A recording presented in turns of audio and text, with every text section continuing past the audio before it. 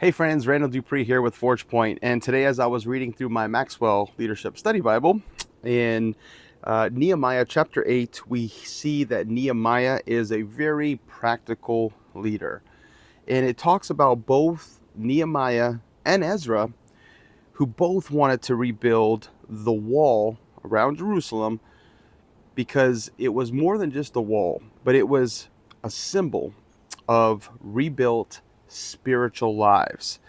And so what John Maxwell says here is that they read distinctly from the book in the law of God, and they gave the sense and helped them to understand the reading. And this comes directly from Nehemiah 8, verse 8, where it says, they read distinctly from the book in the law of God, and they gave the sense and helped them to understand the reading. And then in verse 9, it says, Nehemiah, who was the governor, and Ezra, the priest and scribe, and the Levites who taught the people, said to all the people, this day is holy to the Lord your God. Do not mourn nor weep, for all the people wept when they heard the word of the law.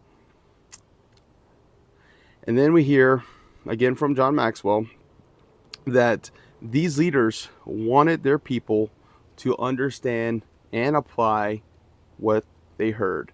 And that's the practical leader. Read the law, understand it, and then apply what you learn. And then later on, when we get to chapter 9, we're going to see that there's going to be a whole recap of the history of how the people of Israel got to this point, how they were led by God, how they disobeyed God, how they were punished through captivity, and now they're at this point of basically having a spiritual rebirth where they've just completed rebuilding the walls of their city and they have a new chance to start over.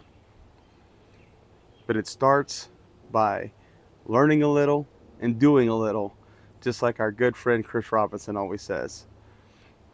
Good stuff. Thank you all so much for listening. I hope this added value to you today. Have a blessed day.